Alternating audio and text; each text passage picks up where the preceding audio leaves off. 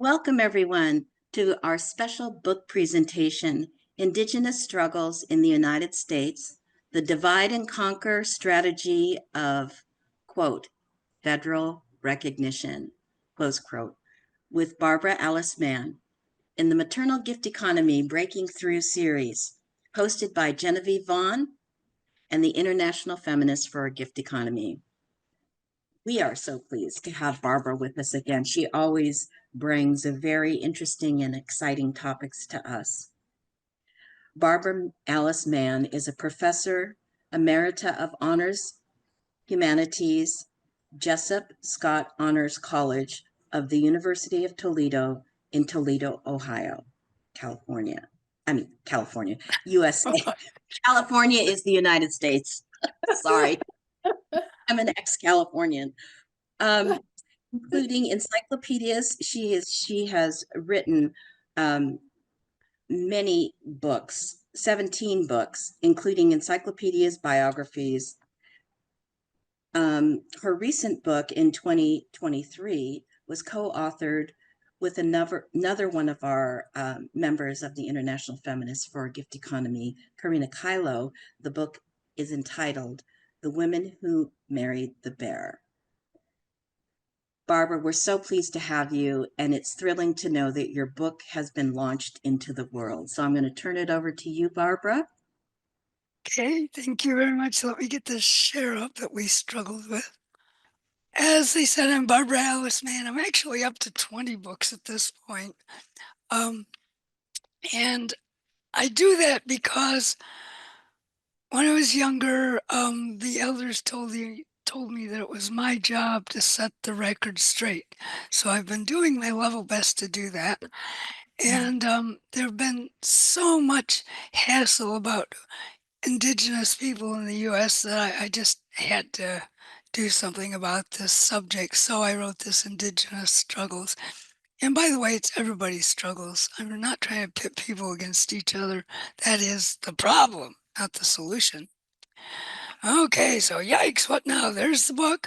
I just got my copies of it from Springer middle of last week. So it's already out. Springer is mainly online, so you can probably find the different chapters online for whatever you're looking for. I'm going to be talking about the process of federal recognition, how it came about, and how federal interface with Native American peoples has been so damaging in the United States. That picture there I've got under the hood now is me at Bellagio, where we had a fellowship in 2014. And it was actually the estate of Pliny the Elder, a Roman estate way up in the very north of Italy. And my husband thought it was really funny. He wanted to take a picture of me being pals with Pliny the Elder. So I stood there in the little statuary, whatever that is, like it's like a little shelter. And he took my picture there looking like a philosopher. So that's kind of funny. I always thought that was funny. All right, so what I want to talk about is actually the basis of the book, how I'm coming at these issues, and what I think might help undo some of the extreme damage that's been done over the last 300 years. So I'm going to start with the thematic nature of the book. I look at one stories, and I'll explain that a little bit later. But there are a series of one stories, and it explains everything in the very European way. And there are actually 5 one stories. I go through them one by one to show the extreme damage that they've done. And finally, I want to look at some ideas for how to undo the damage. So one story mayhem, or what I call the variorum approach to reality. You know what a variorum is, I suppose. Think Shakespeare. He had all these plays out there, and they're not even sure he actually wrote them. But what he would do is often just say who is speaking and give some sketch of the content, and the actual actor on the ground would then supply speeches. An awful lot of the speeches in Shakespeare were actually created by the actors who were making the speeches. So we don't know how much is actually Shakespeare, how much are the actors that created their own language, and how much actually Shakespeare even wrote. But because England wanted a great playwright, it smashed everything together, attributed it all to Shakespeare, and that's all the folios, all the dial, all the everything. And they said it was just the one place set. That's a variorum edition where everything's all smashed together. So I'm saying that Europeans have this variorum approach to reality. When I say Europeans, I mean the Western, Northwestern Germanic hordes that came rushing in towards the end of the Roman Empire, and they were raiding culture too. So they just took as much of Europe as they could from the prior raiders, the Romans, who came back as Christians, and then you had other raiders from Islam coming in. So Europe has been overrun over and over and over again. All right. A long time ago in 1998, I worked out this kind of a chart you're looking at now. And it was in an article called, actually, a chapter of a book that I'm co author on called Euroforming the Data. And I realized that one of the big problems between Native America and Euro America is the very, very different thinking styles and how you make information fit in those thinking styles. With Euroform data, you're actually using the Greek approach. And by the way, Greek was more influenced by Northern Africa than by Europe. That's another story. Look at Diop for that. Um, what they did was took the what became known as the Aristotelian approach of straight line logic. And I always found that odd because most people are not linear thinkers. They're either brainstormers, the majority of people tend to be brainstormers, or they're cluster thinkers. I'm a cluster thinker, which is why that circle looks like clusters. Um, so those are three different thinking styles, and only about 10% of the population is naturally occurring linear thought. So it's very uncomfortable to an awful lot of people. Now, what it is, you've got a narrow little bandwidth there of acceptable thought, and it's hierarchical from bottom to top, and there are strict limits how high you can go and how low you can go. And all of the little issues are tucked right inside that narrow little tube. And the guy in the middle to the far left, he's right on the edge. Oh, he's very edgy. You better be careful. He should move to the center. That sort of thinking. If you look on the far left, you see the outliers, and they're considered outlaws. They're not accommodated. Why? Because they're saying things that the little tube doesn't want to hear about. So linear thinking leaves out an awful lot of information and an awful lot of voices while suppressing and trying to compress people into the direct middle, often ignoring what's happening at the bottom.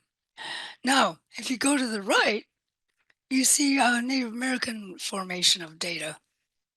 We tend to work from circles. Everything's in a circle.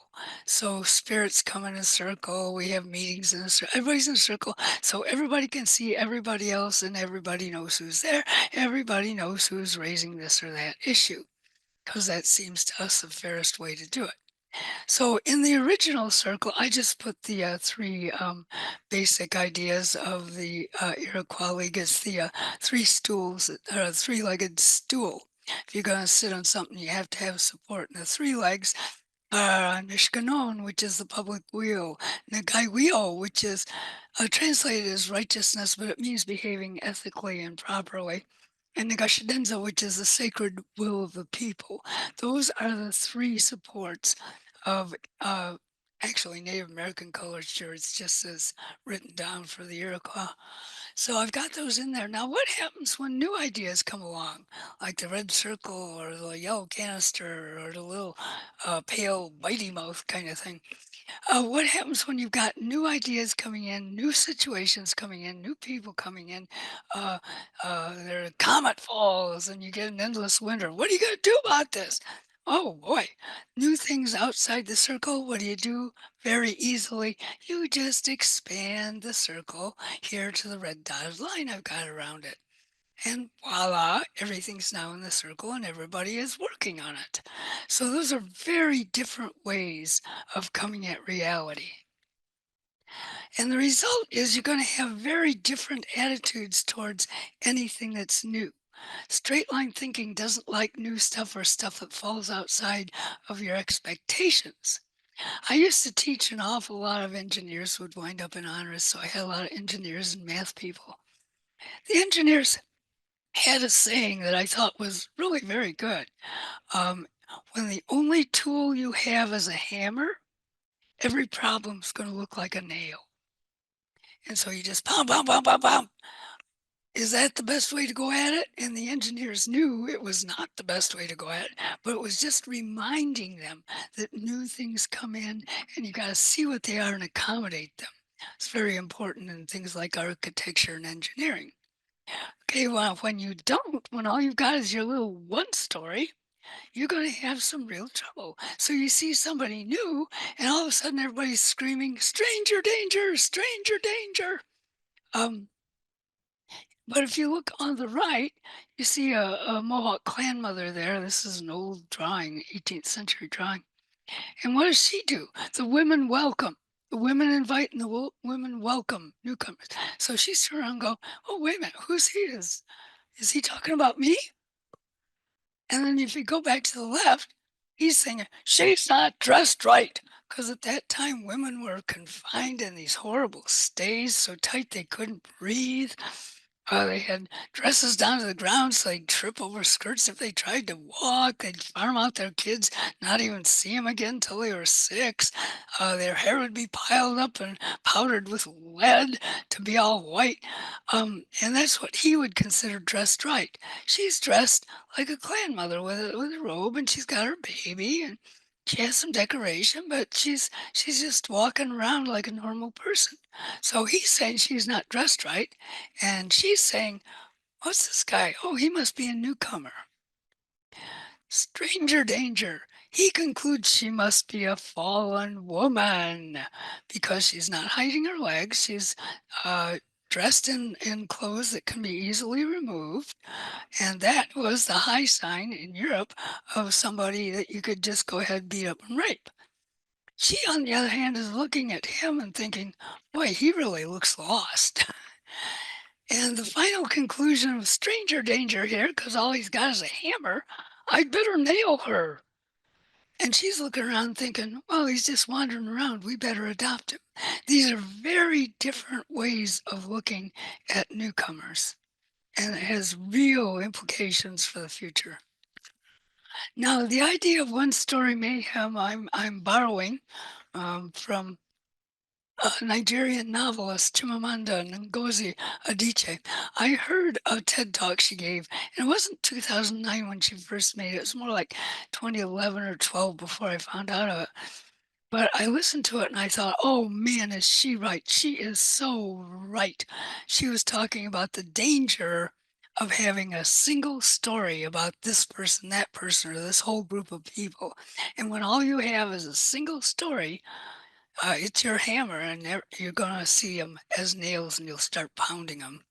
That's my imagery, not hers. Okay, so you're looking at all these doggone versions, and I put up all the little symbols from my visual for Indians there. Hey, what's with all these dang versions of things going on? They don't look like they belong anywhere. I know. Let's streamline them together in one big myth. It'll be portable. We can take it anywhere. And Europeans are famous for taking their their mythology and their god structure and their expectations with them instead of seeing where they are and what's going on. And it results in a one size fits all, or rather a one size fits you, but not us. And here's an example. This is the example that Adichie actually gives. She talks about the headless monsters of Africa. And on the left, you see an actual drawing of how they conceived of Africans as monsters, people with no heads, and their heads, actually, their faces in their chests. And usually it was the nipples being presented as the eyes, and the belly button, his mouth kind of thing. It was really grotesque. This is actually the Libyan libel. Um, she starts with the lock letter, but actually, as far back as I can trace it, and I think it might go back farther than that. It might go back to the Sumerians, but I haven't tracked it down to there. But I know Herodotus mentioned the Bulemines, people with their heads in their chests in Africa. So he wrote this up because he heard a story from Libyans that there were people with heads in their chests. Since then, since the late 20th century, some scholars have been speculating that maybe they were talking about what some Africans call the man of the forest, the gorilla. Because if you look at a gorilla, his head is set pretty forward and down. So they're thinking, well, maybe that's what the Libyans were talking about. But Herodotus had no idea what they were talking about, so he came up with these headless monsters, face and chest. Um, a few hundred years later, because Herodotus was doing this in the 5th century before the Common Era, so you get Diodorus Siculus, who was an old Roman writer, and he passes the story on. Then Pliny the Elder, my old friend from the Rockefeller Center.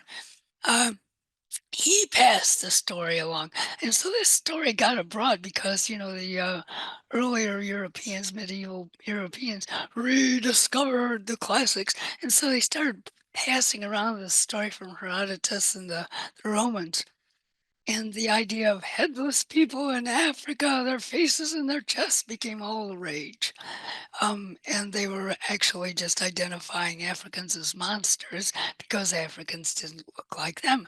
That became their one story. It was the Libyan libel. And you see 13th century Anglo-Saxon representation on the left. So this story is really wrong because the Anglo-Saxons were not actually known for their literacy. Let's put it that way. So this is the big story about Africa. And next thing you know, it's the big story about Native America. How does this happen? Okay, you get these merchants. Young Locke was a merchant, and he was actually the half brother of a captain. They were brothers together, both merchants, going down around Africa. And he put this story, this ridiculous story, in a letter home. And of course, it got picked up and quoted all over the dang place. This is the letter that Adichie is actually talking about. I noticed the sidebar. I don't know who created that sidebar to her talk, but that person needs to rethink what he's doing. Because she mentioned the Locke letter, and somebody kind of screwed it up. They said, "Oh, it was a 1561 letter," and so I traced things all back to the source, so I know for sure what I'm talking about. And when I pulled up the 1561, it wasn't there. No such story was there. But she had said it was in a Locke letter. So I looked around. I kept looking through all the letters and merchants' charts and everything I could find. And I finally found the letter. It was a 1554 letter. And he actually put the Bohemian story in there.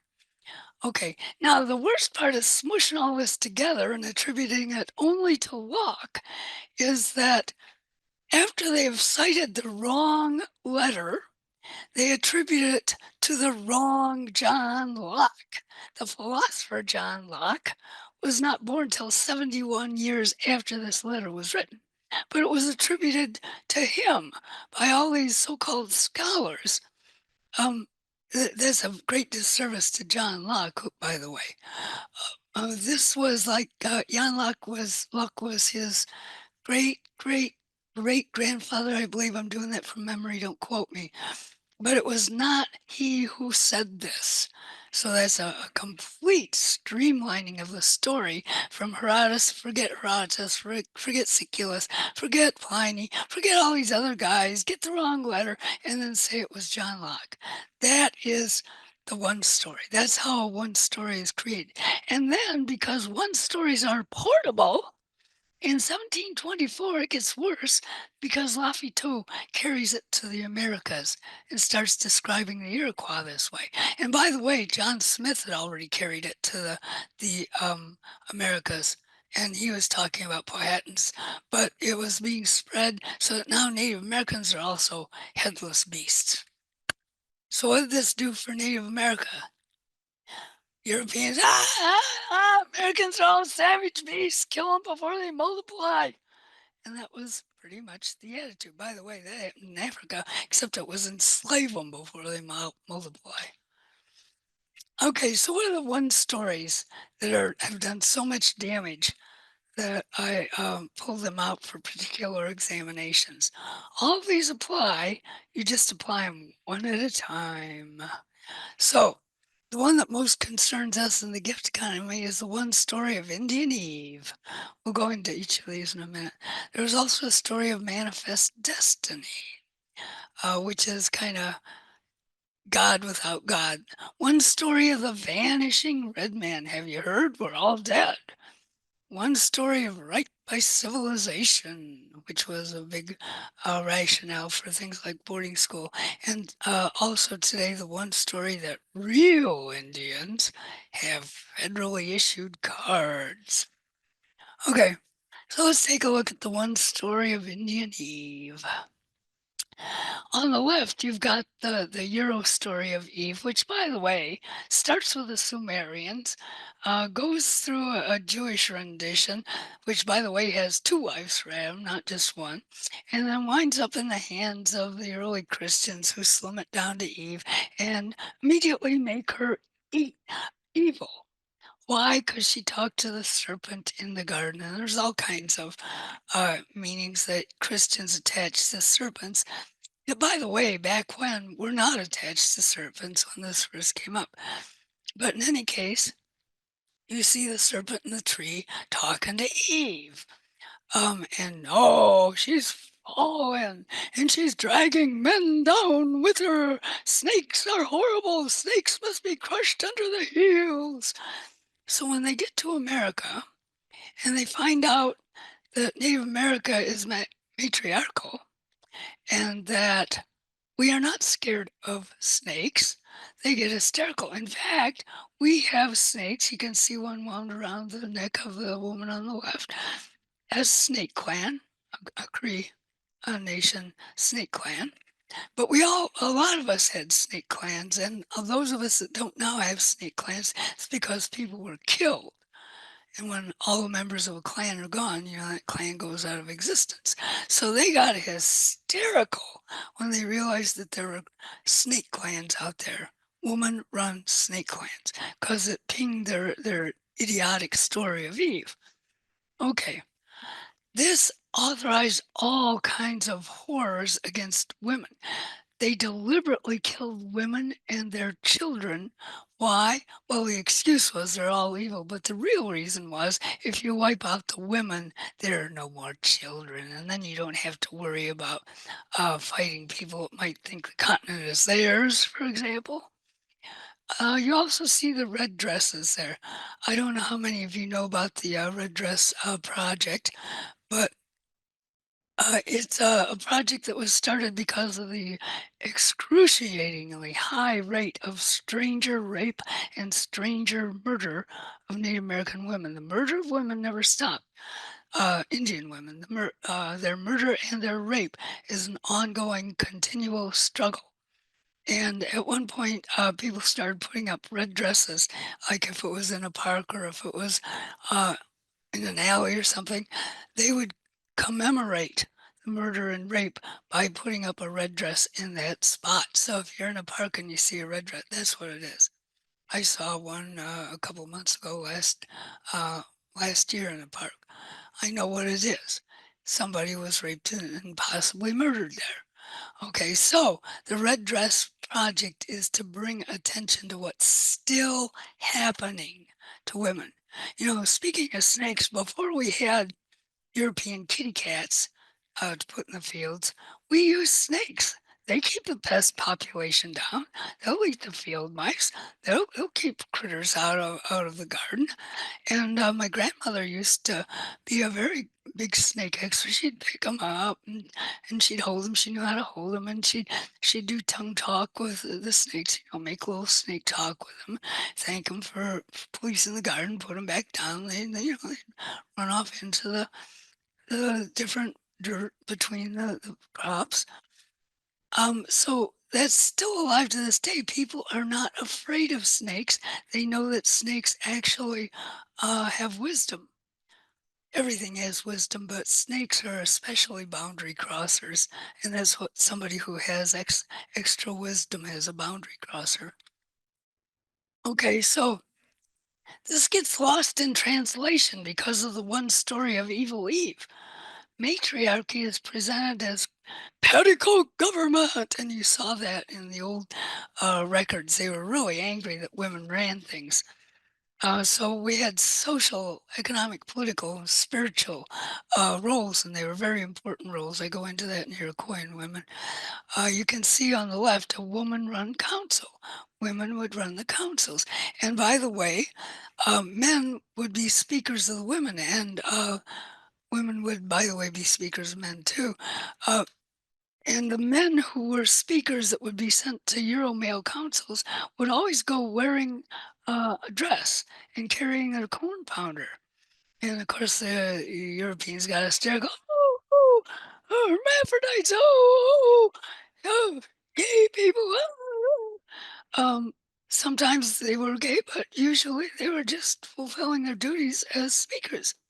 So our petticoat government was demonized as being run by hags, which they actually use these words: hags, witches, whores, sluts. And the gift economy that supported it all was deliberately smashed in every way that Europeans could smash it, with malice of forethought. There are letters from Thomas Jefferson to his then governor of the Northwest Territory, that's here where I am, uh, laying out the method of destroying government by destroying the economy and how to steal lands from forced councils of men. So they deliberately did that. They knew what it was and they deliberately destroyed it. The other story, the next story I go into is the one story of manifest destiny, this strangely portable God that Christians have. You know, most people have spirits of place, like Ida Mealy has her snakes and rivers in Central Africa and Nigeria. Native Americans have their spirits of place, like Lake Erie, the water panther. It's in a particular place where the panther people, and that's our panther sign. But you don't take Lake Erie and drop it in the middle of New Mexico. This is one of the reasons that removal was so horrendous, because people were forced to leave the spirits of place, not to mention the graves of their ancestors. But it's not that Europeans thought that they actually owned the land. This is an 1890 map on the right, and you can see they knew perfectly well exactly where the different language groups and the people were. They knew perfectly well. It's just they created this fantasy that God gave all the Americas to Euro Christians. Okay, then we get the story. I'm not going to go into these as much because it's the gift economy I want to look at, but one story of the vanishing red man. Okay, that story said that it's okay if they all die because Indians cannot compete with the superior Anglo-Saxon European race because the competition's so stiff, they die out, just to their own accord. And I put, hey, we didn't do nothing to them. Yeah, you did. This picture here, there are many such pictures, many such representations of the Europeans just massacring, murdering Indians wholesale. And here, this is an actual official photograph of the Wounded Knee Creek Massacre from 1890. They dug these trenches. There were about 300 people they shot down. They were at a ceremony. And how many of you bring your weapons into church in case, the army attacks? So these people were at a ceremony doing a ghost dance and they were shut down. And that include mothers with little babies, pregnant women, grandpas, young men who were doing the dancing. I mean, it just took everybody by surprise, murdered them all. I think about 4 people survived. And then they just started piling the bodies in these trenches and proudly took pictures of the dead. This is only one of the pictures. And then they called it a battle.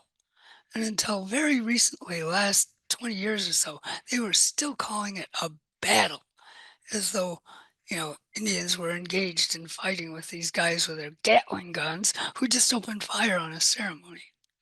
Okay, that's a good way to vanish people if you don't want them around. The one story of right by civilization now, once various people started calling them out on murdering Indians in this way, and it tended to be the people on the East Coast who had already stolen all the land, kind of conveniently forgotten how they'd done it. But in any case, it kind of fell out of favor to murder people get land. So now whatever Indians were left, they were going to forcibly assimilate them. And I chose this one picture of Indian boarding school with the young girls, who, by the way, were starved, beaten, raped regularly, killed. Every one of these dang schools had a cemetery, and about a third of the kids there would die. Die. Okay, so you see these girls, and my mother was forced to do this, being laundresses and ironing clothes and washing the clothes, and it was going to train them in real work, as opposed to raising the crops that sustain 2/3 of the world right now. Um, they were trained in true womanhood, which means the Victorian ideal of heavily oppressed women. Okay, it's not all that snaky social, political, economic, and spiritual stuff which women have no business doing. And so my mother was trained to be a damn maid. My aunt too. My uncle got to be a ditch digger. Okay. Then the one story that real Indians, as opposed to all those fakes, have cards. That's recognition. These are cards that the US federal government and also the Canadian government hand out to Native Americans. But only some, only 1/3 of people get of living Indians tend to get these cards. And it's called the rolls, and I call them the holy rolls because they're so vaunted. And most people have only ever seen the printed version of them that looks like they're organized. They're not organized. I've got the example here of the Malay roll. Oops, sorry, that should be LLAY roll. And if you look on the top left, you can see what the list looked like to begin with. It's a little fragment of an 1835 accounts payable book from the merchant, William Holland Thomas. He owed money to certain Indians. You can see how well he kept it so he'd know who he owed later. And after he was gone, John Millay tried to figure out, okay, who was still owed what and all that. And so he took the 1835 account book and he made an 1848 copy of it. And then in 1849, he made another copy of it, which he thought was a better copy, except all it did was repeat the same information he had in a prettier handwriting. Then in 1868, he made a copy of the 1849 copy. 1871, he made another copy, only it was the 1868 of the copy. He did that in 1871. And then in 1883, he made a final copy of the 1871 copy, but he called it the Hester Roll, or the government called it the Hester Roll. And it was presented as a true and correct list of Cherokee in the area to the BIA. Now, it was ridiculous. It was ridiculous. It contained names of Europeans as well as Native Americans. And when the living Cherokee, who personally knew the families listed and some of the people who were yet alive, said, "This is ridiculous." And in fact, the people who were alive said, "This is ridiculous. It's delusional. This is not a list of the Indian families. It leaves off a lot of families because Thomas didn't actually owe them any money. And at the same time, it includes people who weren't Indian at all." But it didn't matter. It didn't matter because it was a list. It was given to the BIA. And now this is a holy roll. So it's a very fragmented and inaccurate set of names. This is what all the rolls are like. Today, cards are issued to treaty Indians and Dawes Indians only. Dawes was the 1887 act that transferred actually Indian territory to the Europeans by assigning tiny parcels of land to the Indians on it and then promptly stealing all that land. Okay, 1/3 of living Indians come from treaty people. 2/3 are non-treaty people, and these are actually words in the federal U.S. government documents. They knew there were treaty people, non-treaty people, and they started calling them enrolled people and unenrolled Indians. They knew perfectly well everybody was Indian. The treaty people are descended from those who signed the land and asset stripping treaties, often at gunpoint. The 2/3 who are not refused to sign. They did not apply for Dawes, they refused to sign, and they refused to remove. The result was that the government passed laws saying anybody who doesn't go west with removal is no longer an Indian but a citizen of the U.S., even though they continue to live as Indians where they were with the spirits of place and their ancestors. People refuse to apply for Dawes. The vast majority of Indians refuse to apply for Dawes recognition.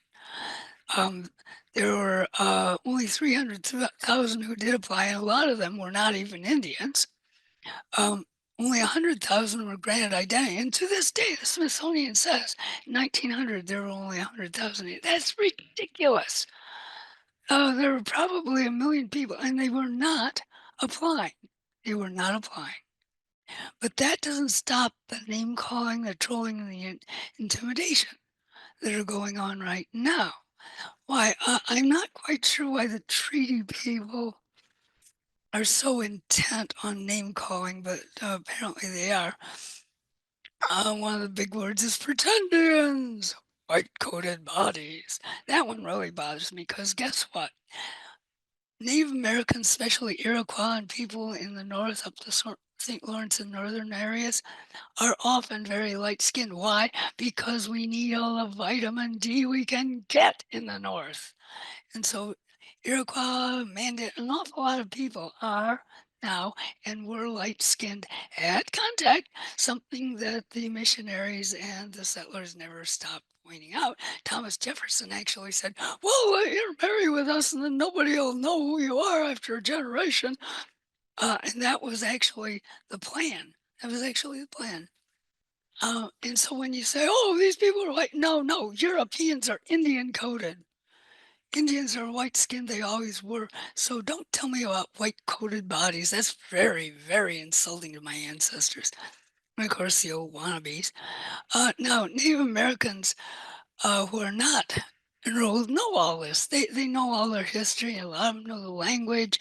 Uh, they know the traditions, and in fact, a lot of the traditions they know are not infected by the awful missionaries who destroyed as much tradition as they could, retooled it to sound like their own God story. So a lot of people call them Fed Recs using WRECKS. That's a nasty way to refer to people, but it kind of, if the shoe fits kind of a thing. Identity police, hang around the forts. That one's from the 19th century. And name calling is not the way. Look what it does. It sets Indians against each other. So how do we undo all this damage of invasion? And by the way, it only serves the interests of people who came in and stole land if Indians are at each other's throats. I think that if we restore the commons, the circle, that's going to help. Okay, so what was the damage to the core of invasion? First of all, obviously cultural impoverishment. And I have a Bear Clan mother here. She's Hazel Thompson. I have her because I'm a Bear Clan, so that kind of speaks to me. So well, how are you impoverished? You know, many people don't even know their clans. So today, people who don't know their clans are assigned a new clan. Their ancestors know what the clan was. Spirit know what their original clan was. I don't know why they don't just ask, but they get assigned. And language, oh, Europeans did everything they could to destroy the language. I was a birth speaker of Ohio, Seneca, and I was, taken away when I was about 4. And I still remember some, not all. I remember, what a 4-year-old might know. But that is a deliberate impoverishment of people's identity. Moral co-optation. Look at this. That picture in the center is one of the forced treaty councils.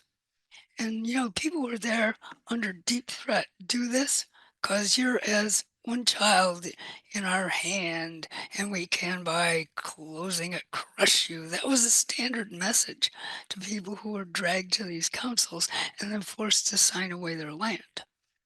And even so, large numbers refused during Muskogee removal, so-called Creek people.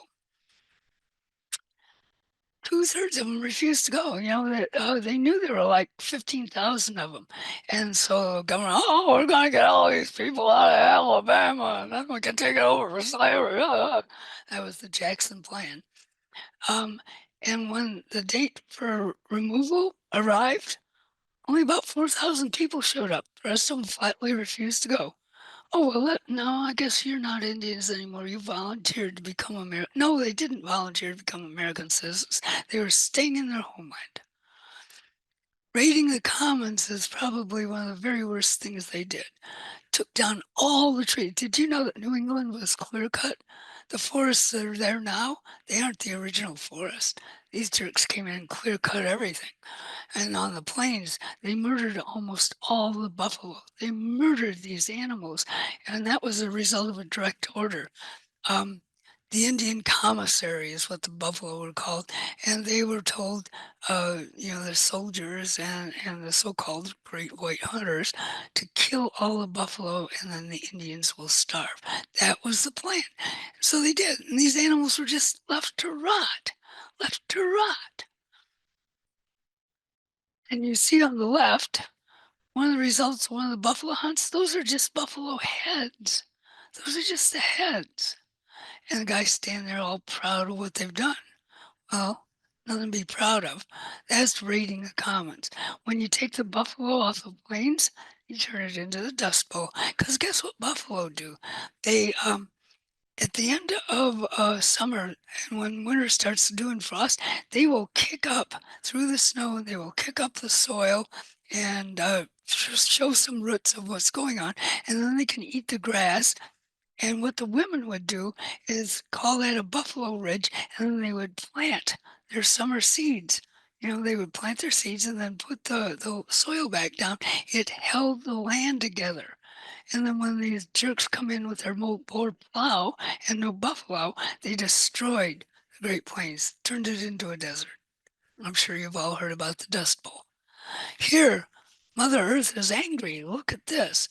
On the right, this is a Black Lives Matter photo of Bakersfield, California, and all the damage that's been done to that very delicate landscape. Are we surprised what's happening now with all these ugly oil rigs? Well, it's not nice to raid Mother Earth, is it? She kind of gets annoyed. And then you see the fire on the right. California, big, big fires all over the place in the northwest and down the coast. And then in the east, you get the floods. Okay, now I'm thinking of the Bible story I heard once that this earth, they think we're in the fifth earth, if I recall correctly. I'm not an expert on their traditions, so don't quote me on that. But they said it'll die in fire. It'll collapse in fire. Well, that looks like a collapse in fire to me. Among the Iroquois, and I do know the traditions there. Also, Lenape say this too, that the fourth epoch of time, we're in the fourth, is going to start when the turtle who's carrying us all on her back is finally sick to death of all the irritants on her back and all the destruction on her back and all the holes in her carapace. And she's going to start rocking her carapace east and west, east coast, west. She'll rock and rock. And then she's going to submerge and do a 360 in the water. When she comes back up again, all the irritants will be wiped off her back and life will start again. That's tradition. Seneca Prophet said, this process starts when the ocean turns black. And so I didn't miss it in 2010 when the Gulf oil spill happened. He actually said it would start in 2010, by the way. Clearly, what's going on is not working. The extraction problem, that mentality, just take it out, just take whatever you want, that's the problem, not the cure. And I've got this. Everybody knows what happens if they just extract teeth from a jaw and don't. What happens? Your jaw starts to collapse. That can happen to older people who don't get proper dental care. So how do you deal with that? You restore it, so you put the tooth back in, so it's holding the jaw in place and also helping the other teeth. But at the same time, you put it back the way it was. And to put it back the way it was, we need to root out all the raiding that we saw in Bakersfield and the fires and the floods. Return the gifts to Mother Earth. That's what we have to start doing. That means trees, that means plants, that means water, that means not extracting any more precious metals, but using the ones we've already dug up, for heaven's sakes. So what is the way it was? Here it was matriarchy. We got to get rid of that one story of Eve. Here it was the gift economy. You got to get rid of manifest destiny, grasping greedily for everything. Widening the circle, not vanishing anybody, not vanishing anyone, but widening the circle to accommodate people. Cosmic halves and balance. I haven't talked about the cosmic halves, but instead of the one angry God sitting up there in heaven throwing down lightning bolts, get the blood of the earth, the waters of earth, and the airs of the sky in balance, balancing one another. That's what has to happen. And very importantly for Native Americans, let people say who they are. Who else in America is not allowed to say who they are ethnically? Who else? What would happen if African Americans were required to carry a card with their blood quantum? What would happen if Jews were required to carry a card saying what quantum of Jew they were? I'd like to see what would happen if they tried that with Euro Americans. Okay, the end.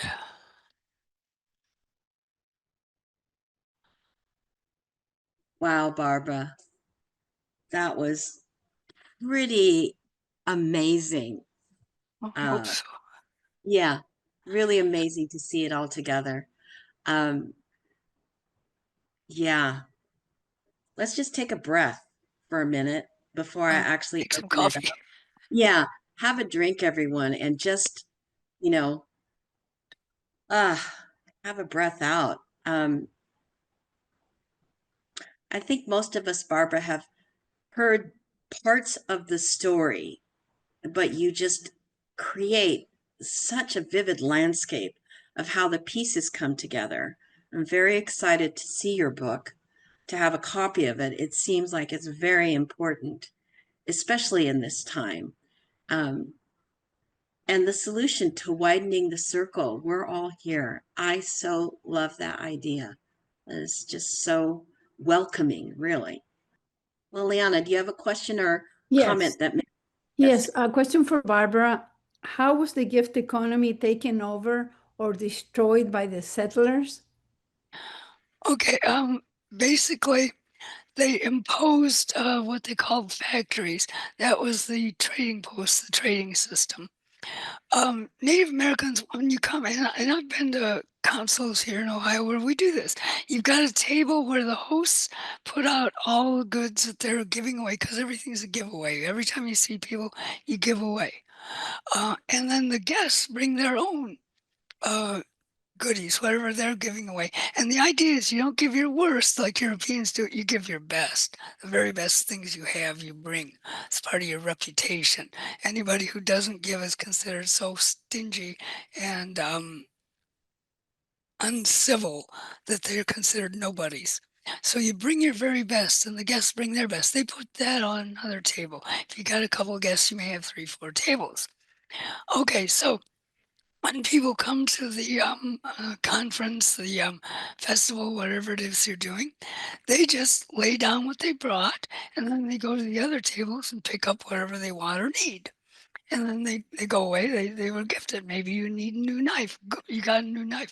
Maybe you need a new bowl, a new blanket, whatever. You pick it up and you take it. That's the gift economy. And that creates a big circle. And it is a big circle, and the idea is to widen it so you get all the things anybody could possibly need. And we did that. We did that for thousands of years. And that was the means. Now, the factories deliberately let people think that was happening with Europeans. They would have tables where the factor, the guy that was running the trading post, would put out the goods for sale, but they wouldn't tell people it was for sale. So the people came with their robes and their knives, whatever they made, put it down on the table, and thought that they just took what they needed from the factor's table. And then about 2-3 years later, they'd suddenly get a bill from this guy, and it would be in the hundreds of thousands of dollars in like 1812.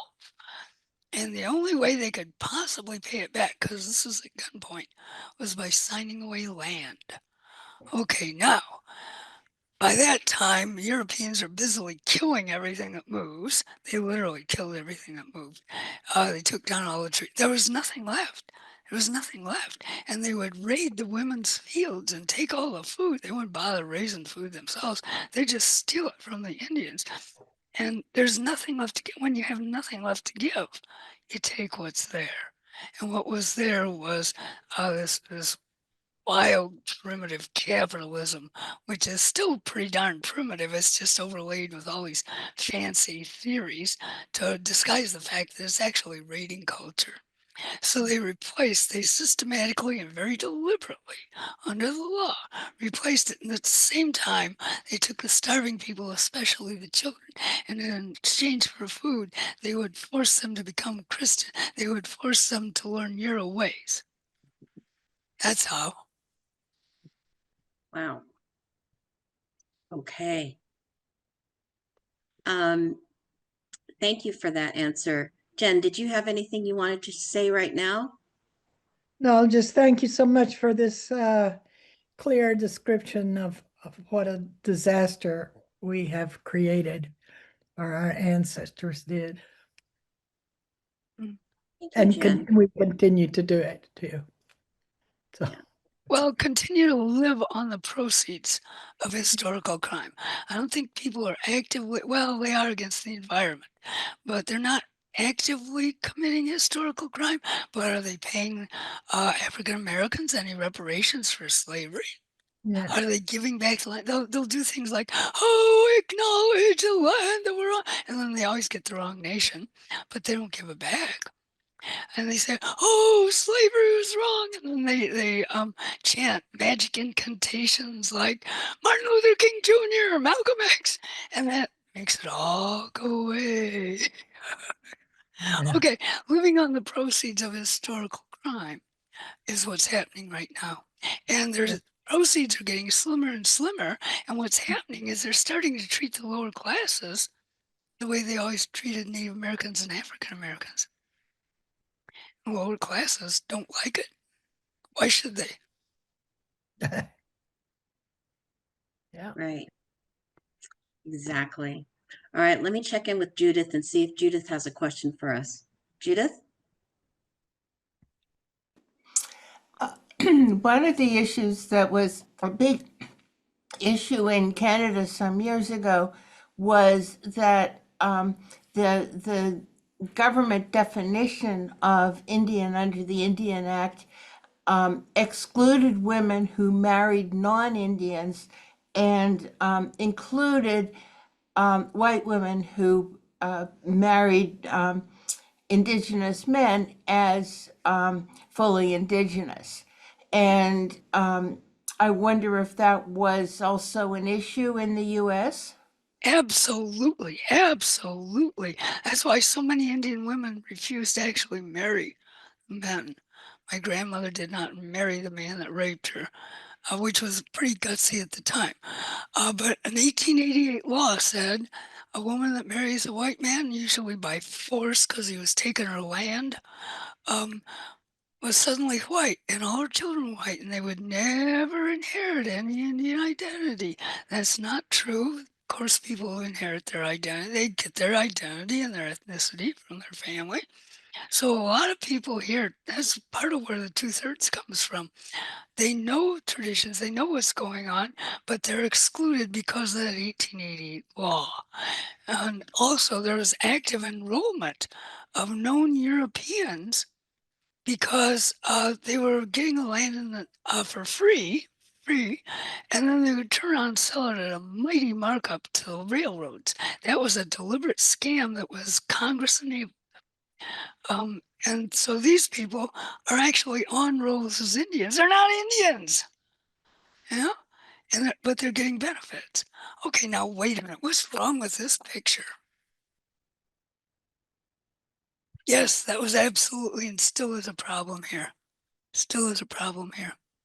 And what name you were recorded under on the so-called holy rolls, what I call the holy rolls, um, depended on your family and your clan, especially if you're back in the 1840s, it would be a clan identification. And then they would deliberately change people's names to something European and then make them enroll or use that name thereafter so that they weren't traced back to where they were originally recorded. Deliberate tricks like that. It's a very complicated situation, compounded over hundreds of years now. Yes. Yes. Mhm. So challenging. Okay, thank you, Barbara. Jen, you're leaning in. Do you have No, I'm just you're really paying attention? mourning over what we've done. Exactly. All right, let me check in with Liliana. Liliana, do you have a question for us? Yes, I do. Sorry, I was not connected. There's a question from Elisa Jade Brown, and she says, "Thank you, Barbara. I am curious how we can apply your indigenous rooted wisdom into local government.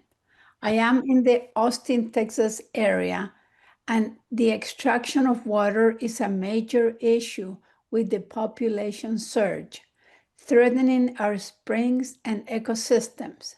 In my specific area, they're creating deep underground tunnels as we speak to obtain more water." Yes. I think that might be one of the problems that Mother Earth herself is going to take care of, because the land is going to collapse the same as it's collapsing in Florida from the extraction of too much water. And then, people who are out in the desert without water, it's not hard to see what's going to happen to them. So I think that the earth herself will take care of some of that. As for going through the political process, it's very hard to get a voice that way. I know some African Americans who have done that, but because of the rules about who is allowed to actually say they're Native American, it's very hard to get anybody who isn't part of a, a co-optation by the government. An awful lot of people that pretend to speak for Indians are just speaking for, their sponsors in the US government. There are well-meaning people there. I know there are, but you watch with this current administration, they're intent on taking all the treaty land. All the treaty land. You watch this start to happen. It's already started. I think that might be a kind of turning point. The general population is getting pretty disgusted with all this. It's not just me or you. The general population is looking at this and saying, wait a minute, this is not what I think the country should be. And I find that actually encouraging. And so I think African Americans are the ones who have actually made the first strides in getting into and having say in some of the political structure. That's why you're seeing them being arrested when they tried to go in New Jersey and see what was going on in that damn prison, invited in and then arrested for going on. Wow. And it's African Americans that happens to, because they're trying to quell their ability and their power. I don't think it'll work, but that's what they're trying to do. Now, Native Americans are only like 2.3% of the population. So if you want to try and go forward, you don't necessarily have to have the label to do the work, you know? So that you can go in that way, but I don't know that the political process as it currently stands is going to be much help. What I've seen help are things like Indivisible going out and saying, no, no. And a lot of young people are doing that. I'm really happy to see young people who are taking on responsibility and going out and doing these things. So I think the kids, in my experience, the kids are a lot more open to hearing what went wrong and trying to think of ways to make it right. So I have some hope that things will get better because of the kids. Yeah. Yeah. And also in Austin, we had a little mini Trail of Tears too. The original people here, they identified this territory. I saw a map the other day that said it was the Comanche, but Yeah. it's not. That those are the people who were originally here were forced into Oklahoma. Yes.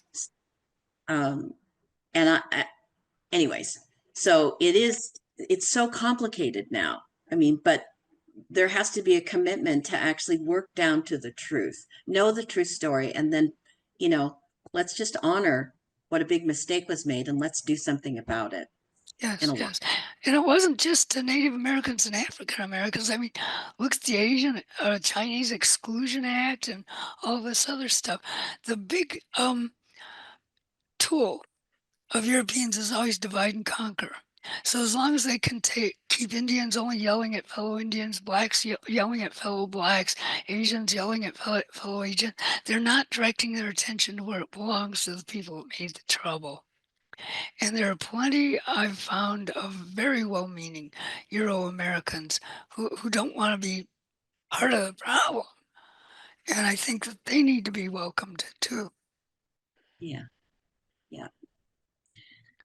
Okay, let me check in with I think Judith, you're up. Quick comment on the habit of changing names. I remember that somebody asked if there were two Indigenous people and they had the same last name, and somebody said, "Oh, are you related?" And they said, "No, but I bet we had the same Indian agent." Yep. Because the practice was to just just name everybody after the Indian agent. Yes, yes. Sort of like slaves being named after the master. Mm-hmm. Yeah. Um, That's and why Malcolm X refused his slave name. And I agree with him. He was right. I have a question about labeling. We hear the words Indian, we hear Aboriginal, we hear Indigenous, and I just wonder what you would say about what's the most respectful term to use. The one that the people want to be called. Where I am, we always call each other Indians. Ohio Indians always say Indian. But I like to point out that Europeans, when they get in trouble, change diction. They don't change their actions. They don't change their policies. They change their diction. So Native Americans, oh, people were, no, no, no, no. Oh, we know that there was Columbus and he killed millions of people. And so they changed it to American Indians. That was around for a while. And then that didn't work. So they went to some other little terms like Indigenous people and Americans, First Americans, and all of that stuff. The most respectful thing is to call people what they call themselves. And don't think it's up to you to give them a name. I would never dream of telling Europeans that their new name is Gagawu. I would never tell them that. They can call themselves whatever they want, you know? But somehow or another, the settler government, the raiding culture, takes over naming people and naming things and naming streets and naming mountains and naming streams. Right? I think it's actually great that we still have Ohio, which means beautiful river, Seneca for beautiful river. So, Mississippi, that's, I believe, Choctaw or Muskogee. I'm not an expert in their languages, but some of the names are still there. But the most respectful thing is just call people what they call themselves. Yes. I think people are afraid to ask. It's awkward to say, how would you prefer to be identified? What is the word that you I would know. choose to identify yourself? Because Human being. that's right. It appears that you're not uh, knowing. You're somehow like not intelligent enough to be able to That's already. the European take on things, I think Europeans have to stop being the default take on everything. Yes, I agree. All right, let me check in with Liliana. Yeah, and there's a question. Barbara, can you explain the relationship between manifest destiny and the gift economy? Well, manifest destiny is organized theft, and the gift economy is a willingness to expand the circle by sharing what you have. Manifest destiny was mine, oh mine, and gift economy is come in, you can be part of our circle, bring your best stuff. So there's really not a relationship. They're like competing or distant ethos. They're not related. I don't see any relationship at all. Manifest destiny is just, our more God gave us this land, you must die. Okay, that's not an Indian ethos. In fact, in Ohio, there's a story. When the Lenape were first here, after the Mound Builder period, a lot of the eastern Lenape, they went all the way to the Mid-Atlantic coast, where a lot of Lenape were. But there were Lenape who stayed behind Pennsylvania and areas like that. And so there was land that was kind of open. And Miami from what's now Indiana, said, "Oh, there's nobody living on the Big and Little Miami rivers," and so it got called Big and Little Miami rivers, feeding into the Ohio. So they came, and they went farther east, and they went almost to Appalachia. And then when the Europeans started pushing in, the Iroquois kind of said, "Okay, brother, sister, come on back to Ohio, the original homeland." And so for their safety, they were brought back to southeastern Ohio. But the Miami were there. And so there was a large council. Nobody started fighting and beating each other up. There was a large council. And the Mimi said, well, if this is your land, you should know where the rivers go. You should know what the landscape is. You should know what the ground grows. You should know how the water flows. Tell us. And so they sat back and listened. And the Lenape, based on their traditions, which were by then hundreds of years old, said, well, this goes here, this goes there, and this is how the land is, and here are the three major landmarks. And at the end of that council, the Miami said, oh, this is your land. And they went back to Indiana. Mm. Wow. Mhm. Very interesting. Thank you, Barbara. Let me check in with Judith and see if she has another question. Judith?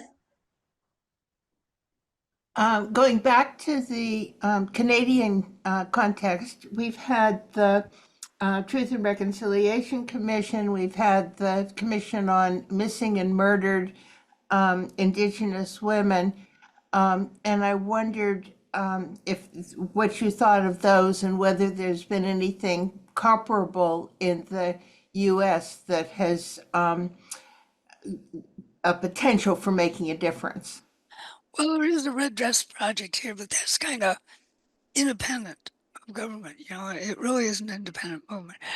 There's no Truth and Reconciliation Council because, by and large, perpetrators will deny as long as they can. In Canada, I think there are more Indigenous people, and they've had a little bit less rough of a go in a lot of instances than Native Americans in the U.S. I'm not necessarily in favor of truth and reconciliation. I'm in favor of truth and reparations. If you're really sorry, then make it right. What are you doing? You know, so that reconciliation thing isn't just a nice way of saying we're going to stay exactly where you are, and we're going to say sorry, and that'll be enough. No, it's not enough. Not enough. Not enough. There So was I don't think that's helpful. I'm sorry, Judith. Go ahead. no, I didn't mean to interrupt you. There was a play that was Shakespeare's As You Like It that premiered here about a year ago. And the actor comes out and he starts talking, giving the standard land acknowledgement, and it keeps going on and on and on about how land acknowledgement isn't enough. And about halfway through the play, people started to realize that it had nothing to do with Shakespeare, that the land acknowledgement was, in fact, the whole play. And a lot of people got so angry that they got up and left. And when the play was then went to Toronto and opened in Toronto, they called it land acknowledgement. They no longer called it Shakespeare's As You Like It. Well, I'd like to compliment the Indians that thought of that one. That's I thought it sacred was brilliant. clowning at its best. It is brilliant. He said one of the things he said was, "I acknowledge that I took your wallet," and the other guy says, "Okay, are you going to give it back?" And the native guy says, "Oh no, that's not how it works." Thanks, Judith. Let me check in with Liliana. There's a question from Constant Tippett. Are the traditional holidays and rituals still being carried on by the indigenous peoples? Oh, sure. Of course. And one of the things for survival that people started doing, because you were in danger from the Ku Klux Klan and other crazies if you were just too obviously celebrating an Indian thing. So what they started doing was seeing what Euro celebration was nearby, like New Year's, kind of falls around the same time as midwinter, you know? Oh, that's handy. Thanksgiving was actually our bus ceremony, so that one's easy. 4th of July is when the midsummer events would take place. So people would disguise it as what was already going on, but then doing your own thing. So I kind of grew up like that. Yeah, people do still. Although today people are more likely to be in your face. Yeah, this is midwinter.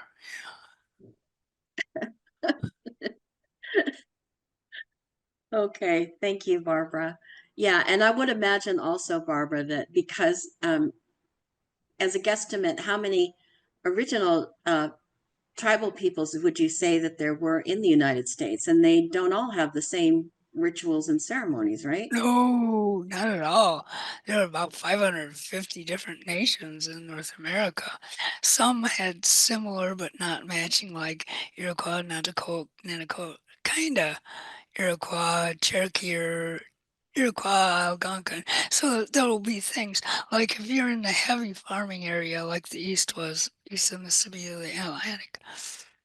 Heavy farming area. Obviously, everybody's going to have a harvest season, so everybody's going to have some kind of busk ceremony, right? Won't be the same, but you are celebrating harvest and Mother Earth and all that. So if you go out in the plains, it's more likely to center around summer camps and winter camps. Go back and forth, and probably have a buffalo calf woman kind of thing going on. So it depends on the way your sustenance runs, I think. And I'm not an anthropologist, but that seems likely to me that people center things around their particular way of life. So, for example, Christmas didn't used to be a big orgy of a showplace giving, just for personal status. But in an industrialized culture, your importance is connected to how many toys you have. So, you get the $30 that Trump was talking about, because that shows that you're more important than somebody who only has $3. So it depends on how your sustenance is being managed, I think, what kind of holidays you have. And I don't mean that other people were manufacturing and doing that, but fishing villages, for example, would have a different kind of celebration than buffalo people would have, because they got different sustenance, different seasons, different ways of doing things. So yeah, there are many, many different ways of doing things, and there's no one right way. You know, that pan-Indian thing that happened in the 1890s because there were so few people left. That was gotten up actually by Europeans as kind of a show. Oh, the dying Indian, look at him dance. And I'm a little dismayed when I still see pan-Indians running around thinking that their little made-up pretensions are actually ceremonial. For example, women don't handle eagle feathers. That is not something you do. If you're a woman, that's like a man handling a menstrual rag. Oh, what the hell? So that pan-Indian thing where you pass the feather around and yes, that's that's lethal. That's lethal medicine. So you don't do that. I want people to actually know something about their own traditions and follow them, as best they can, instead of just taking over some artificial version, Disney version of what it is to be an Indian. I see all too many people doing that. It distresses me. As for how many Indians were here at contact, Dobbin's last estimate was 145 million. And he got in a lot of trouble for saying that, but I think he was more right than wrong. Originally, I was saying, the generous estimate, 12 million in North America, more like 25 million at least, I would say. If you look at all the farm, the Berkeley School did this in the 30s. They looked at all the farmland and the crops raised and the extent of the land, and you could take aerial surveys even then to do this. And they realized there were millions and millions of people being supported by all this agriculture. So the estimates were deliberately understated by the Smithsonian, by 19th to 20th century scholars, because the higher the statement of people who were here, the higher the crime of killing them all. Right. Yeah, they have an aversion to genocide, being Yes. identified who perpetrates genocide. Yeah, of course. All right, let me check in with Judith and see if Judith has another question for us. This is more a comment. It's from Christina Herrera, and she says a whole subcontinent of Latin America is an example, exemplifies the result of the same process of genocide, ethnocide, and assimilation and glorification of the mestizo identity, which is the result of actual, real generational rape and completion of the death of the millennial cultures. And so it's a comment on the widespread of the patriarchal culture. Yes, it is. And it's been occurring to me lately with all this deportation, send them to a prison where they'll be tortured kind of nonsense. Why are they separating Native Americans by the language that was forced on us? You had French, you had Spanish, you have English. So why are the ones who speak French called Métis? Why are the ones who speak Spanish called Latinos?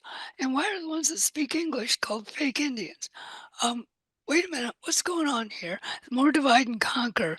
All those people that are being sent out back in the most hideous ways, by and large, they're Indians. There's a reason that there's such an attack on Indians, because they don't want to admit that Indians have every right to this land. By the way, under the Treaty of Guadalupe Hidalgo, signed in 1848 to end the Mexican-American War, people had the right to cross the border to come up into their traditional lands at will. Why was that? obviated.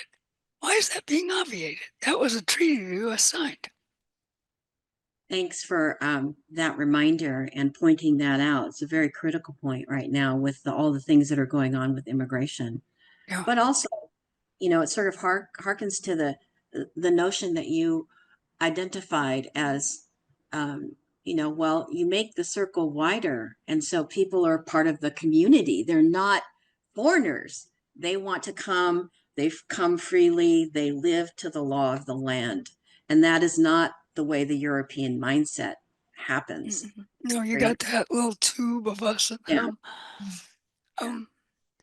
Yeah. So that's really important to remember when we're I thinking about also wanted to mention, in terms of mestizo and mixed race and all that, tradition says that you follow the identity of your mother. That's part of matriarchy. You follow the identity of your mother. And I think it's interesting that the Jewish people have the same law that indicates strong matriarchal roots at one point. But under that law, anybody who's born of a Native American mother is Native American. And I think that needs to be remembered. Didn't mean that men born, people born of a Indian male couldn't be Indian. It just meant the women would adopt them in. And now they've got a mother. So that's how it was handled. And I think it should be handled like that again. Yeah. It's a good solution. All right. Let me check with Liliana. Yeah, Barbara, this is another question that I got. Why do you think that the European acted the way they did? Oh, you mean when they arrived here? Yeah, Well, they were like the they savages. took the children, the way they killed them, and like that. Because that's what raiders do. They come, they cannot manufacture themselves, so they steal. And typically people are not interested in turning over their homes to violent strangers. So they will kill to get it. I think there might be more. Jake Thomas, who was a very important chief, I believe he was Cayuga. He said what Europeans don't know is when they arrived, they were the savages. And he was right. If you look at the raiding culture of Europe, it was a combination of three raiding cultures, a huge explosion in poor Europe. The Celts were the original, in Picts, the Celts, the Basque and the Sami and the people who were originally there were pushed to the very far edges so that the Germans that got called Kurgan for a while, but you're no longer supposed to call them Kurgan because, that's pejorative, even though it just means wheel. I mean, Europeans against the wheel now. They were originally identified as coming out of Central Asia, but I think they were the red-headed Chinese. There are a lot of stories in old China of red-headed people right on the western edge of their territory. They didn't like them and they got pushed. I think that was who these guys were. They were always raiders, and they came across and down into Europe and just started having combat. The Romans had already softened up the Europeans. They'd already whooped up on them pretty good. And so there wasn't a whole lot that Celts were able to do really to defend themselves. And you got these Germanic peoples coming in, taking over the northern areas and fighting, for the most part, the Romans. And then later on, you have Islam invading southern Europe. And so you've got all these raiding cultures whacking away at each other. And if you do that for a few centuries, you start thinking murder is a way of life. I mean, you look what happens to children in war zones. What happens? One of the books I used heavily was Raphael Lemkin. I don't know if you've heard of him. He's the Polish jurist who in 1944 wrote Axis Rule in Europe. This is how I think how it was translated. He wrote in Polish. He came up with the term genocide to describe what was going on. And in chapter 9 of that book, he lays out very specifically the methods by which to take over somebody else's culture. And I thought it was brilliantly done when I thought about it, and I applied it to Native American, and absolutely every strategy he outlined worked perfectly. It was exactly what they did, exactly what they did. So, Germany in 1940 didn't dream that up from nowhere. That was the method they'd been employing for thousands of years. Thanks, Barbara. Okay, I'm going to just read this question out from Frank because he is asking a question, sort of takes us back to not one story.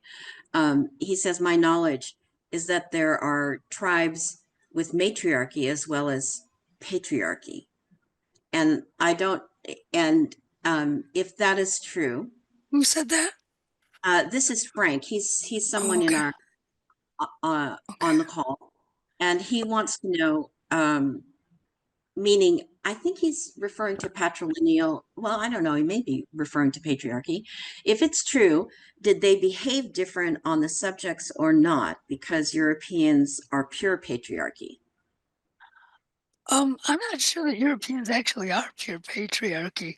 If you look at the Vikings, they had fairly parallel stuff. I mean, as long as the women were as violent as the men, they had Yeah. shield maidens, they called them, who would go out raiding with the men. And in fact, Leif Eriksson's sister was probably more important than he was in establishing the colonial attempt in Newfoundland. She was directing the ships back and forth. She was the captain. Okay, so that is not patriarchy. They had strong female gods going. So raiders can have a kind of a parallel system too. Now, some of the Europeans became very patriarchal because of Christianity, which is a Middle Eastern thing. That's a Middle Eastern idea. So the one big male god and everybody's male and Mary go over there and shut up. That was the patriarchy that started being imposed on Europe. And by the way, at the time, at the very first, Mary was more important than the rest of these guys. So that was imposed gradually and regularly, especially during the Crusades. That's when violence became a regular and expected way of life. Now, when you got people who are allowed to be as violent as they want for 10, 20 years over in the Middle East, when they come home, they're still going to be violent. Violence after World War II in America really heated up domestically. Man, it was a bloodbath in America when the men got back. A lot of them were extremely violent because they'd just been doing violence and seeing horrors. That really hurts people. So I think that Europe gradually became more patriarchal, didn't start out. Now, patrilineage, matrilineage are not the same as patriarch and matriarchy. You can follow through the father's line, you can follow through the mother's line. It's actually easier to follow through the mother's line. A lot of the father's line is pretty damn fictive, which is why the ancient Romans started adopting people they wanted as their heirs instead of just using the idiots they were given birth to. So there are fictive kinships that are patriarchal. I don't like the term fictive. They're actually kin if you accept them. And women adopting people in, that made them real relatives too. So I saw one comment, it says matrilineal and matriarchy aren't the same. Yes, that's true. And the Jews at one point, they're doing the matrilineal thing right now. But if you look at some of the beginnings of it, especially going back to Samaria, there's a real argument for some matriarchy going on there, especially if you look at the ancient Egyptians and you look at the work of people like Diop and Ammonium. It's pretty important to understand what Africans say about Africans, what Sumerian influence was and how it came through, how that might have changed later. I think that the Middle East changed later to a heavily patriarchal system. Once that one God idea, I think monotheism is a big culprit in all of this.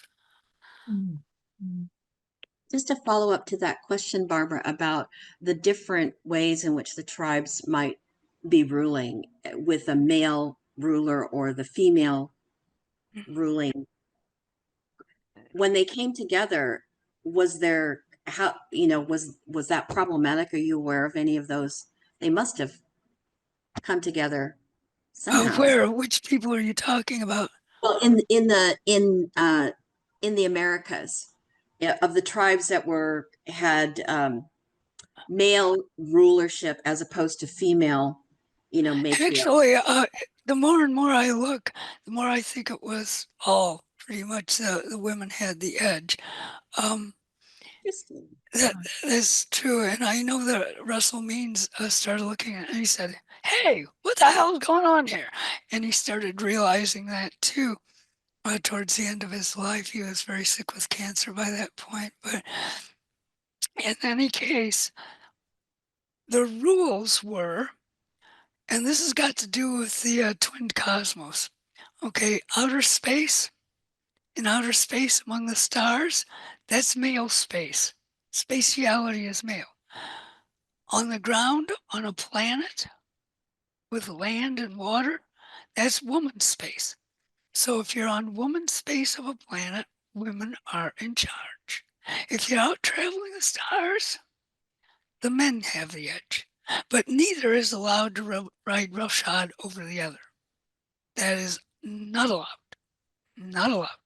The way it was controlled is that in council, the men's councils had the grandfathers and the young men, and women's councils had the grandmothers and the matrons. And the youngers had to bring things to the elders. They couldn't decide things, the elders decided. Only the women could consider a matter first. All matters had to go to women first. And then if they decided that it was important enough, everybody had to take a look at it, they would give it to the grandfathers. The grandfathers did not have to pass it to the young men. The grandfathers could say, well, you just handle that. Or if the mothers had something that seemed a little, it required more of a male spatial approach, like long travel or something. Then the grandfathers would be given the permission to handle it. But when they went to councils, the women gave everybody the words. And you could only speak the words you were given. You couldn't make things up because you were going to be banished if you did something like that. And of course, the Europeans disrupted that. They appointed their own ringers like McGillivray and all these people. But traditionally speaking, there are very strong rules about who had the edge. And the edge was slight. I mean, think about it. The ability to have first look at all issues, that may not sound like much, but if you're doing it, it is. It is. And it will really keep things going smoothly. Mhm. And the men had the same edge if you were out among the stars. Our traditions say came from the stars. Iroquois have Pleiades and other people have different constellations they look to. But there are very strong traditions of living in Skyworld. In fact, that's where Skywoman came from, of course. So these are very strong traditions, and some people take them very seriously. Other people think, oh, it's myth. It kind of depends on who you are and what your background is. But that twinned cosmos is the important line of demarcation where you are. And no matter where you are, the whole point is to keep everything in balance, not to unbalance it to this or that. Thanks, Barbara. All right, let me check in with Judith and then I'll go to Liliana to see if there's still more questions. So, Judith?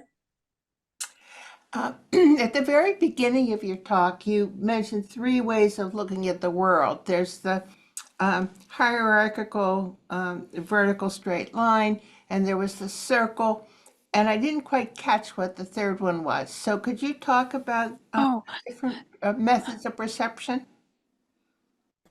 Oh, I know what you're talking about. The straight line thinking, linear thinking, brainstorming. most people will, when they sit down and think of something, a lot of people have whoosh, everything comes at once, and it's not just what they're thinking about. It's, oh, I got to feed the cat, or, oh, I forgot to fold the laundry. And so they got to go through and get rid of all the stuff that isn't pertinent, see the stuff that is, and organize. Most people actually do think like that. And then there's a lesser group that's still more than linear thinkers, who are cluster thinkers. And I'm one of those cluster thinkers. I see things kind of geometrically, and it's like a Venn diagram. How does it go together and what overlaps? That's how I naturally think. And then the linear thinkers are the least common, tend to be mathematicians, engineers, people who think in those very, in terms of the mechanics of how things fit together. And you need that too. You need that too. But the Greek culture that was spread to Europe, that actually went hog wild on linear thinking. So that was the only way. If you're going to set up a dictatorship, you only want that one way of thinking because it's easier to control. Wow. One story, one story. One story. Everything collapses into one story. That's exactly right. All right, let me check in with Liliana and see if she has another question. Yeah, there's a question from Patricia White. She says, women in my generation were financially dependent on husbands, enslaved by marriage to have food, clothing, and shelter for the children. Now that women are becoming independent, are you seeing any hope for women to embrace a matriarchal structure and replace patriarchy? Well, just by becoming independent, whether or not they know it, they're doing some of that. Women always did independently sustain their families.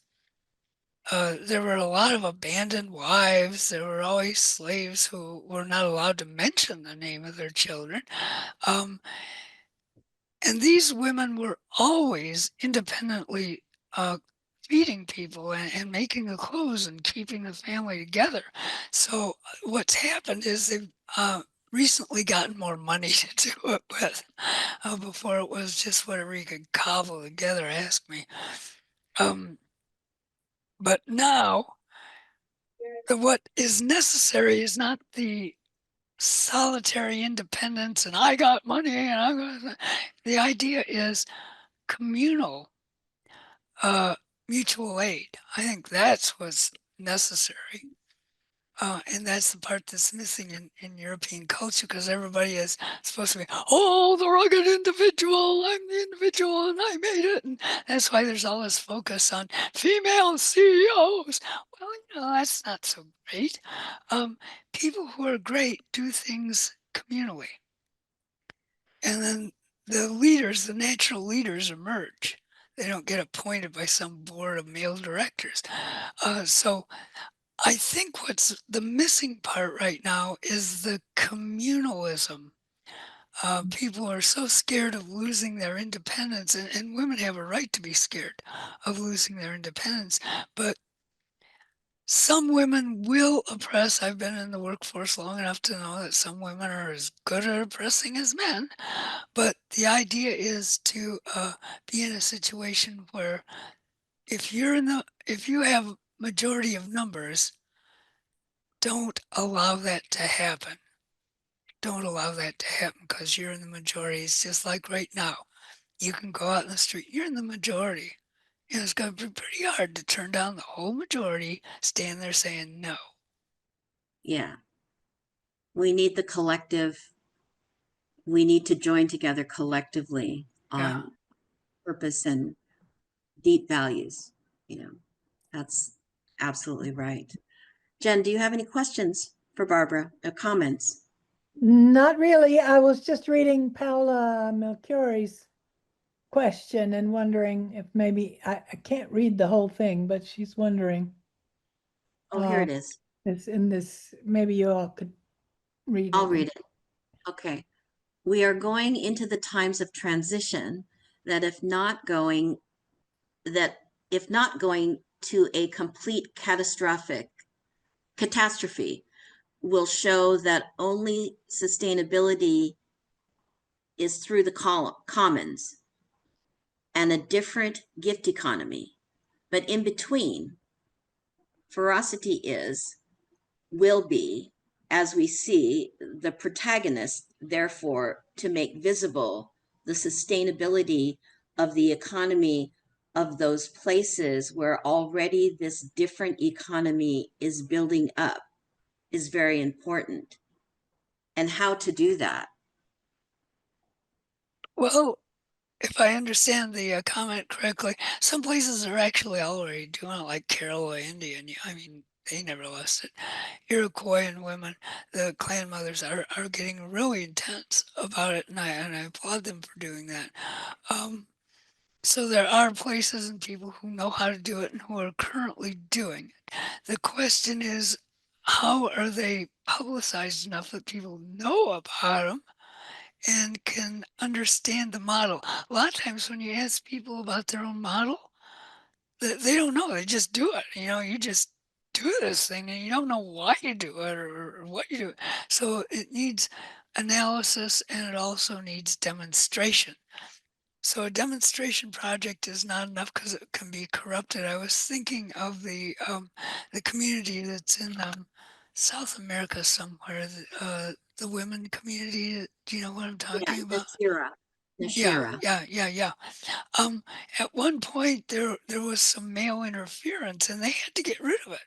They had to get rid of it to have the community function properly, which meant you had to wait a minute. Let's think this through and see. It's all well and nice to say let's have everybody, but if you got somebody that's not with the program and somebody who's intent on disrupting it or taking advantage of it, now what do you do? Now what do you do? So it takes a lot of thinking through and analysis. Not everybody's good at analysis. So one of the things you have to do is specialize. Who's good at the analysis? Who's good at the theory? Who's good at the practice? Because, I don't like to be a leader. I get shoved into that role, but I don't like to do it, partly because leaders are the people who walk out front and get shot first. I'm not eager for that. But also, leadership takes a certain kind of personality. I get impatient when people don't understand what's going on. No, you have to have tremendous patience to be a leader. So there are skills that are appropriate to certain roles that aren't appropriate to other roles, and people have to stop and think about that, and then produce a system that works within it. Now you've got the system of the Iroquois League already written down, so that's there, it's available. I think there's been a lot of work done in Kerala. Haida has done an awful lot. Gotner Obendruff has done an awful lot of work on that sort of thing. So it's useful to look at her theory of what's going on. She's very good at theory. So I think that it takes all of the skills, not just one or two. So part of community is recognizing who you got and what they can do and assign them the work they can do based on what you need, as opposed sometimes people want to do things they can't do. I don't know if you're running that. I'm a great leader, and they don't know what they're doing. So it takes a community to decide who people are, what they can do, what they do best, and get them in the roles they're doing best at. Great. I think that's missing right now. I tend to agree. My observation is that the people most often are not self-aware of their true gifts to give. They have a lot of want. Yeah. We're taught that we need to say what we want, but wanting something doesn't necessarily imply that I have the skill nor the capacity to be able to do what's needed for that to Exactly. have an appropriate outcome that would be good for the community itself. So That's there's right. a lot of people that have a want and a desire, and they see, like a burning desire, but not all the skill to complete that, first of all, by themselves. And second of all, if you come from the Western mindset, you don't really know how to work as a collective. It's not embedded in the culture to work collectively. So skills have to be acquired to be able to Yes. do that. Yes, that's quite true. Yeah, that's just been my experience and understanding of, especially working with women together. They don't have skill to work together. Yeah, well, they've been taught that everybody's a rival. But also, I've noticed this rating culture selects for sociopaths as leaders. Oh, dear. It's true. And Gotcha. unfortunately, some of those sociopaths are female. I've had to work around some of them, and they can be really dangerous to people's moral and ethical behavior. It's amazing to me how easily people can be corrupted. And I remember Václav Havel, he talked about that too, how easily people can be co-opted into unethical behavior. It's true, and that needs to be watched for. And that's another reason that the community itself has to already know what it's doing. The grandmothers were actually in charge of that, on the thought that if you've lived this long and you're still alive, you probably know something. You know? and therefore you should be applying that. What you know, you should at least know what you're good at and what you're not. Right. I'm not good at patience. I know that. But you're great at telling a good story, Barbara. Bringing all the pieces together. I mean, really, all these very difficult, challenging ideas, emotionally impactful, tragedies and horror that you can illustrate and draw together where it can be received in a way that's still hard to hear, but it's not a wounding to receive it. It's actually just as if you were talking to children, reminding them of the world that they need to step into. That's the way I feel. That you just really, you have a voice of an elder, and I think that's something that's really missing in the Western culture. Yes. Not elders. We have leaders. Leaders are always telling you what to do, and you have to be guided to what to do. And you've shared over the years the role of a grandmother, which is, your voice is only needed when they're really off track. True. True. And they have to be sought out. The idea indigenously is you would go to an elder and say, you've lived a long time, you've seen many things that I've never even heard of, you know many things. Can you tell me something of the ways? And then one of the things that happens in real Indian discourse is you're sitting around, you're shooting the breeze, and I've done this many times with grandmother, and we're talking about this, we're talking about that, and my tea is not enough, and stuff like that. And then all of a sudden, one of the grandmothers will slip in a really important idea, really important tradition or comment. And if you weren't paying attention, that meant you weren't ready to hear it. But the people who did hear it, they're ready. They're ready. So that's how it was decided. The same happened with the grandfathers and the young men. Wonderful.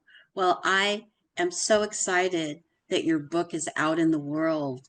The message seems to be very clear, but ultimately it's recognizing that we're here. We need to work together. We can't be banishing each other. That's right. Where are people going to go? It's just so seems just timely and appropriate. And then this issue of blood, who's a card carrying and who's not a card carrying. It's just complicated things so much. And the way you explained it made it even more clear why we need to have this very open, welcoming opportunity to ask questions and come together to work together. That's what I see your book being able to do, is creating that. Yeah. Thank you so much for that. You're welcome. I hope it does some good. Yes. By the way, I noticed I'm not the only person coming out and talking about this now. There are Really? people coming out and talking about it. Lewis Owens actually tried to talk about it 20, 30 years ago. Man, he was shouted down. Wonderful. Are there any last words you'd like to leave us with before we have to close down our session here, Who, me? Barbara? Yes. Any last words? Last 1 minute of words. secret. Yes. Oh, well, I'm supposed to, I suppose, sum it up. I think the most important thing people can do is actually think about what they can contribute. It's not always the flashiest thing out there. There are a lot of things that are not at all flashy, but they're really very important. So maybe you know a ceremony, maybe you know an old tradition, maybe you know how to take better care of children than other people do. Whatever it is that you know how to do, whether or not Western culture sees it as valuable, it is valuable. And you bring it to the community, and the community will be grateful and better for it. Wonderful. Thank you. Genevieve, do you have something that you'd like to share in No, closing? thank you so much, Barbara, for speaking to us and telling us about your book and for writing your book. I'm looking forward to reading it and hope that we can all collaborate in community going forward in these terrible times that we're in. Thank you, Jen. All right, everyone.